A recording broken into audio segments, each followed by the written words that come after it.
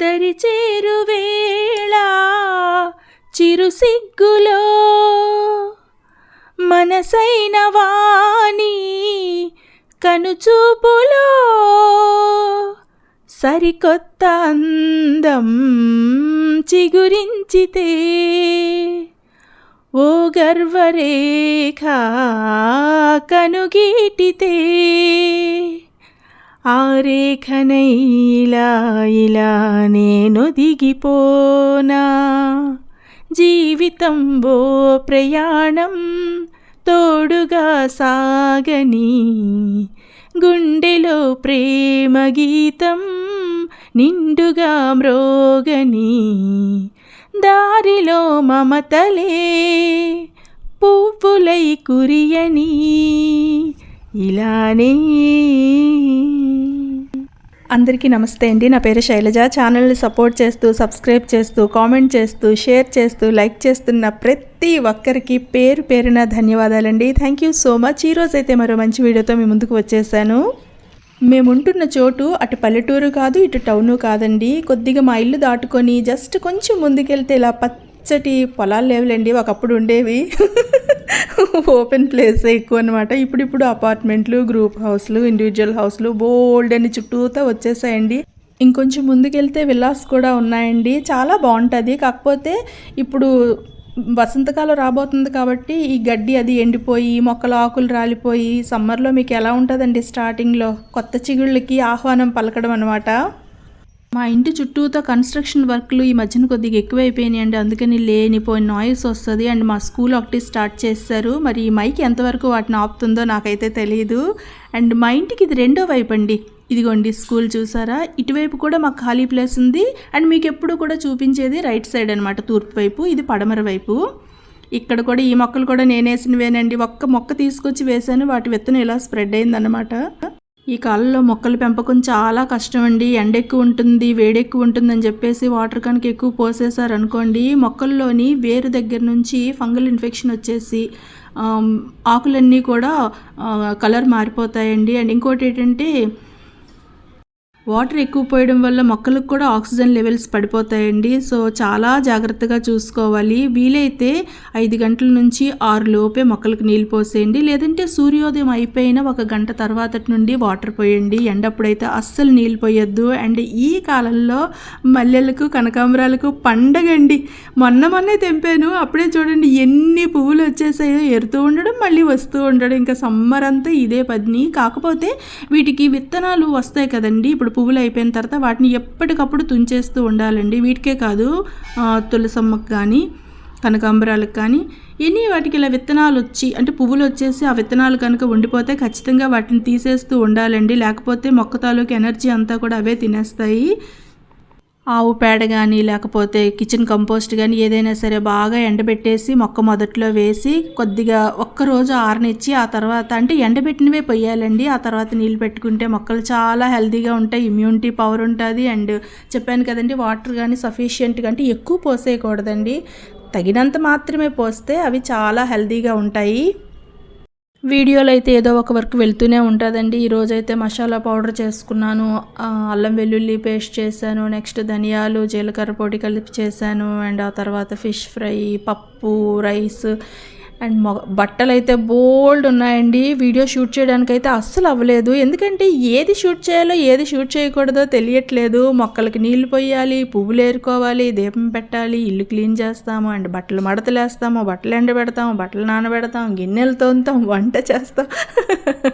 So దేని తర్వాత ఏదంటే అక్కడ అదంతా కూడా నార్మల్గా మనం చేసే వర్క్ కంటే కూడా ఇట్లా వీడియో షూట్ చేస్తూ ఏదైనా చేసామనుకోండి చాలా ఎక్కువ టైం పడుతుంది. అండ్ ఆ తర్వాత మనం ఎడిటింగ్కి ఇంకా ఎక్కువ టైం పడుతుంది.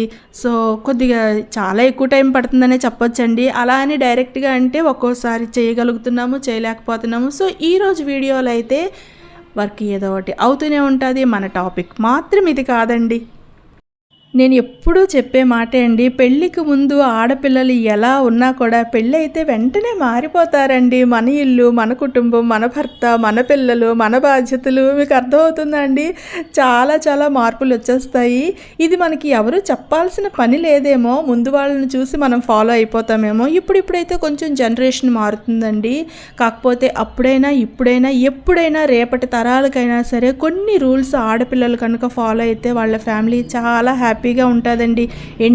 మ్యారేజ్ చాలా పవిత్రమైన బంధం. ఎన్నో మంది ఉన్నారండి ప్రపంచంలో ఈ విషయంలో. కానీ ఒకరికి ఒకరు మాత్రమే పెళ్లి చూపుల ద్వారా వస్తారు, లేదా ప్రేమించుకునైనా వస్తారు, లేకపోతే పెద్దలు చూసిన ద్వారా అయినా వస్తారు అంటే దానికి కారణం నిజంగా భగవంతుడి సంకల్పమేనండి. నేనైతే అలానే నమ్ముతానండి. కష్టాలు రావచ్చు, లేకపోతే ప్రాబ్లం అంటే ఇద్దరికి పడవచ్చు, పడకపోవచ్చు, తగువులు అవ్వచ్చు, ఏదైనా అవ్వచ్చండి. కానీ పెళ్లి చూపులు ఆ రోజులు గుర్తు చేసుకోండి, ఎంత బాగుంటుందండి. చాలా చాలా బాగుంటుంది కదా. నేనైతే మాత్రం చాలా ఎంజాయ్ చేస్తానండి. నా పెళ్లి చూపులు ఇంచుమించు అలానే అయ్యాయి. నాకు అస్సలు అవగాహన లేదు. మా ఆయన ఫుల్ మెచ్యూర్డ్. సో చాలా ఫన్నీగా ఉంటుందండి. అఫ్కోర్స్ వస్తాయండి, ఒడిదుడుకులు వస్తాయి, ఉంటాయి కదండి. ప్రతి ఫ్యామిలీలో కామనే. కాకపోతే ఎవరైనా సరే ఇప్పుడిప్పుడు మ్యారేజ్ చేసుకునే వాళ్ళైనా, లేకపోతే చేసుకున్న వాళ్ళైనా, ఆల్రెడీ పెళ్ళిలో నడుస్తున్న వాళ్ళైనా, పిల్లలు పుట్టేసిన వాళ్ళైనా, ఎవరైనా సరే ఆడపిల్లలు ముఖ్యంగా పెళ్ళైన వాళ్ళు అంటే మాత్రం కొన్ని రూల్స్ ఖచ్చితంగా పాటించాలండి. ఒకవేళ మనకి ఇంతవరకు తెలియలేదు అనుకోండి, ఏవో లోటుపాట్లు అయ్యాయి అనుకోండి, ఇప్పుడైనా సరే వాటిని సరిదిద్దుకుంటే చాలా సంతోషంగా ఉంటామని నా ఒపీనియన్ అండి. అండ్ ఇవి నేను నా సొంతంగా చెప్తున్నది కాదండి. మన పురాణాలు, ఇతిహాసాలు, లేకపోతే చాణక్య నీతి ఏవైనా తీసుకోండి, ఇవే చెప్తారు. అండ్ ఈ రూల్స్ ఫర్ ఎవర్ అండి, ఎప్పటికీ అలానే ఉంటాయండి. నిత్య నూతనం అంటారు కదండి. ఖచ్చితంగా ఇవి పాటించే తీరాలి. అవేంటో ఇప్పుడు చూద్దాం. ఇక్కడ చేపల పులుసు, ఫిష్ ఫ్రై వచ్చిందండి. ఈరోజు టేస్ట్ చాలా బాగా వచ్చిందండి. నిజంగా చేపల పులుసు చాలా సింపుల్ వేలో నేను చేశాను. ఎంత బాగా వచ్చిందో. అండ్ అంతకుముందు మార్నింగ్ టిఫిను అవి అలసందలో బొబ్బర్లో ఏమంటారో నాకు తెలియదండి, వాటితో డీప్ ఫ్రై చేసి గారెలు వేయొచ్చు. కానీ నేనైతే ఇట్లా రేకు మీదే కాల్చేసాను అనమాట, నాన్ స్టిక్ మీద, చాలా తక్కువ ఆయిల్లో. అండ్ ఇక్కడ అల్లం వెల్లుల్లి పేస్ట్ని ఫ్రీజర్లో పెట్టేశాను. మసాలా పొడులన్నీ కూడా వేపేసాను, మీరు చూసుంటారు. సో వర్క్ అయితే అవుతూ ఉంటుందండి. ఇది కాదండి మ్యాటర్. మళ్ళీ చెప్తున్నాను అనుకోకండి, పెళ్ళి చాలా పవిత్రమైన బంధం అండి. పెళ్ళైన తర్వాత ప్రతి అమ్మాయి కూడా తన భర్త, తన కుటుంబం ఆనందం కోసమే బాధ్యత వహించాలి. భర్త ఇంటికి అంటే కోడలుగా వెళ్తాము, లేకపోతే ఆయన భార్యగా ఉంటాము, ఇలా కాదండి. ఆ ఇంటికి, ఆ కుటుంబానికి వెన్నెముకగా నిలబడాలండి. కోడలుగా వచ్చినా కూడా వెన్నెముక అయితే మాత్రం, అంటే ఫ్యామిలీలో ఏ ప్రాబ్లం వచ్చినా కూడా మనము స్టబర్న్గా ఉండాలి, స్టాండర్డ్ తీసుకోవాలి, అంత స్ట్రాంగ్గా మనం తయారవ్వాలి. దానికోసం ఏం చేయాలో ఖచ్చితంగా తెలుసుకోవాలి, మన గుణాలు ఎలా ఉండాలో తెలుసుకోవాలి. అండ్ భార్యాభర్తల సంబంధం కానీ బలంగా ఉందనుకోండి, ఆ కుటుంబం ఎంత హ్యాపీగా ఉంటుందో. పెళ్ళయ్యాక ప్రతి అమ్మాయి కూడా తన పని చాలా జాగ్రత్తగా చేయాలండి. మంచి బుద్ధి ఉండాలి. ఒకవేళ మనలో కనుక ఏమైనా తేడాలు ఉన్నాయనుకోండి, చెడు స్వభావం అలాంటివి ఉన్నాయనుకోండి, మన ఫ్యామిలీయే నాశనం అయిపోతుంది. అండ్ మనలో కనుక టాలెంట్ ఉంటే భర్త వల్ల ఏమైనా మన లైఫ్లో ఒడిదుడుకులు వచ్చినా కూడా దాన్ని విజయంగా మార్చుకునే శక్తి మనకు ఉంటుంది. నిజంగానేనండి, చాలామంది మగవారి విజయానికి ఆడవాళ్ళు ఎలా కారణమో, ఆడవారి విజయానికి మగవారు కూడా ఉన్నారండి కారణాలు. కాకపోతే ఇవాళ అయితే మనం ఏమేం చేయకూడదు మన కుటుంబం కోసం అన్నది మనం తెలుసుకుందాం. ఎందుకు ఇంతలా చెప్తున్నానంటే, మన ప్రవర్తన కనుక సరిగా లేదనుకోండి, అంటే మన ఆడవారి ప్రవర్తన, ఒక భార్యగా ఉన్న అమ్మాయి తాలూకా ప్రవర్తన కనుక తేడాగా ఉంటే కుటుంబంలో ప్రతి ఒక్కరూ కూడా దాని పర్యవసానాన్ని ఎదుర్కోవాల్సి ఉంటుందండి. అలాగే భర్త కూడా జీవితంలో ఆనందాన్ని అనుభవించలేడు. భార్య సరిగా లేకపోతే చాలా కష్టాలు వచ్చేస్తాయి. అండ్ అమ్మాయిగా ఉన్నప్పుడు మనం ఎలా ఉన్నా పర్వాలేదు కానండి, వన్స్ మ్యారేజ్ అయ్యింది అంటే మాత్రం నిజంగానే మనం చాలా బాధ్యతగా ఉండాలండి. చాలా చాలా బాధ్యతగా ఉండాలి. నేనైతే మాత్రం ఇది 100% నమ్ముతానండి.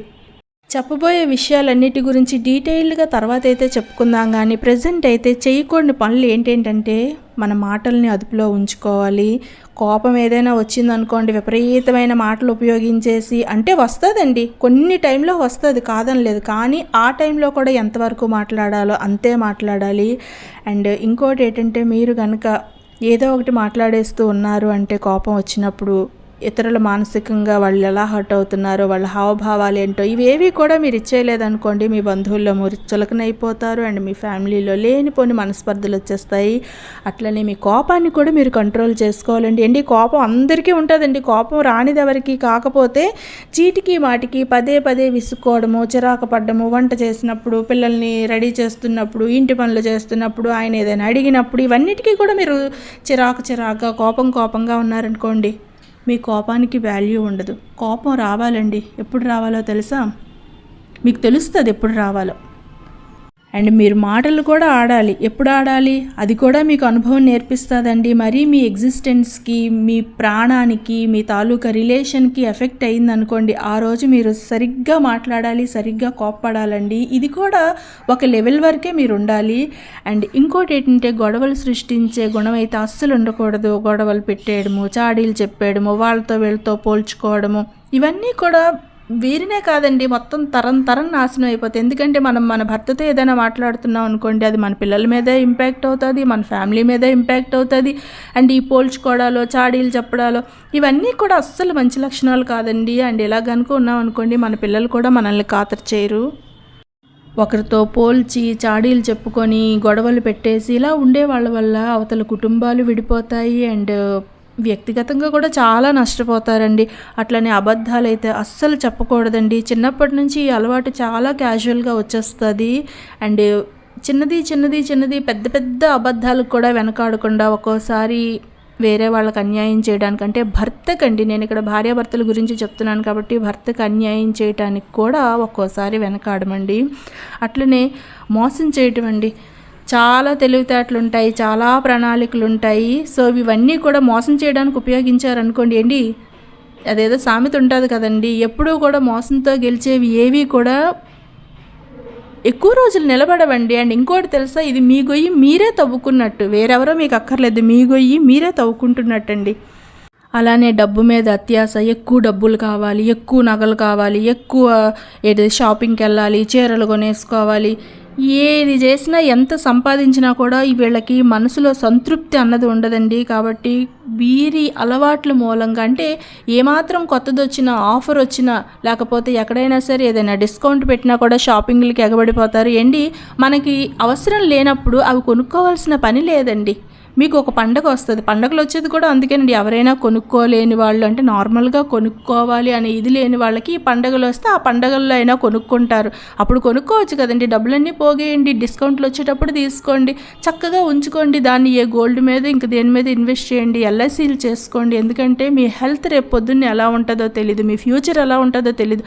వాటి మీద సేవ్ చేయండి, గోల్డ్ మీద సేవ్ చేయండి. అంతేగాని బట్టలు, ఫేషియల్స్, అవేటవి క్రీములు, లేకపోతే ఏమైనా పార్టీలు, సినిమాలు, హోటల్స్, చిరుతిళ్ళు, ఇవి అవి చాలామంది అంటే పెళ్ళయి పిల్లలు ఉన్న వాళ్ళలో కూడా చిరుతిళ్ళండి. వీళ్ళు కిరాణా షాప్ నుండి ఎన్ని తెచ్చుకుంటారంటే కుర్కురేలు, లేస్ ప్యాకెట్లు ఇప్పుడు పిల్లలు. సో అవన్నీ ఒకటి మీ హెల్త్కి కొంచెం అనారోగ్యం, అంటే హెల్త్కి పాడు చేసేస్తాయి, డైజెషన్ ఆగిపోతుంది అండ్ దానివల్ల సైడ్ ఎఫెక్ట్స్ ఎక్కువ. అలా అనేసి డబ్బులు కూడా ఖర్చేనండి. ఇంకా కొంతమంది ఉంటారండి, ఏదైనా పూజ వచ్చిందంటే చాలు 10 రకాల పువ్వులు ఉండాలి, 10 రకాల పళ్ళు ఉండాలి, 10 రకాల అవి ఉండాలి, 4 ముత్తైదువులు ఉండాలి, 4 జాకెట్లు ఉండాలి. పూజ చేసుకోండి, మీ దగ్గర ఉన్నదనుకోండి చేసుకోండి. లేదా ఒక స్పెషల్ అకేషన్ వచ్చింది, ఒక పెళ్లి రోజో, పుట్టినరోజో, లేకపోతే మీ పిల్లలకి ఏమైనా జాబ్ వచ్చో, లేకపోతే మీ వారికి ప్రమోషన్ వచ్చో, అలాంటి టైంలో ఏదైనా పూజ పెట్టుకోండి.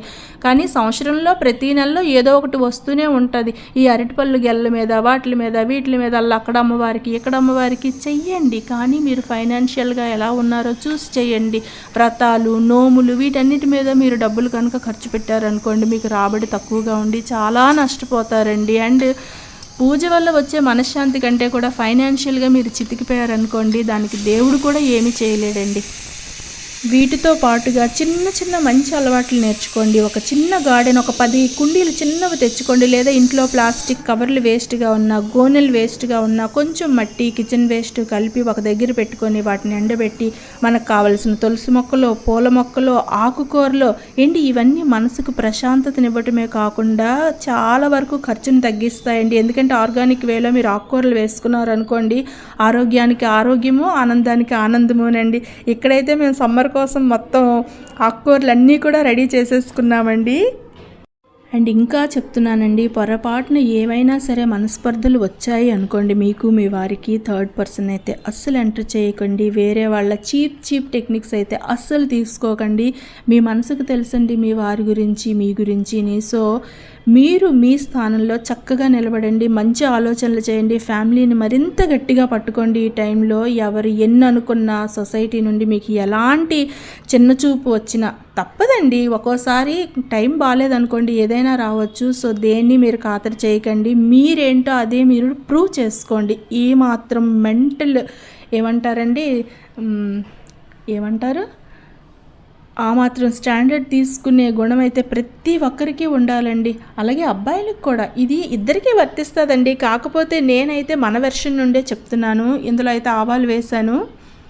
ఇంట్లో దొరికే ఆవాలు, మెంతులు వీటితో చాలా ఈజీగా ఆకుకూరలు వచ్చేస్తాయండి. సో హెల్త్కి హెల్త్, మనకి సంతోషము, తక్కువ ప్లేస్లో ఎక్కువ ప్రొడక్టివిటీ అనమాట. అండ్ ఇంటిని చల్లగా ఉంచి ఆక్సిజన్ని బాగా ఇచ్చే ఆక్సిజన్ ప్లాంట్స్ని అయితే ఇంట్లో పెంచుకోవాలండి సమ్మర్లో. ఇక్కడైతే గోధుమలండి. ఇవి గోధుమ గడ్డి కోసం ముందేసిన మా ఉడత తినేసింది కదా, సో అందుకని మళ్ళీ గోధుమ గడ్డి కోసం గోధుమలు అయితే నానబెట్టానండి. ఇవన్నీ కూడా పెరగాలి. ఎప్పుడు పెరుగుతాయంటే మినిమం ఒక 15 days అయినా పడుతుందండి. వేసిన తర్వాత మనకి గడ్డి కోసుకోవడానికి రావడానికి ఫస్ట్ టైము.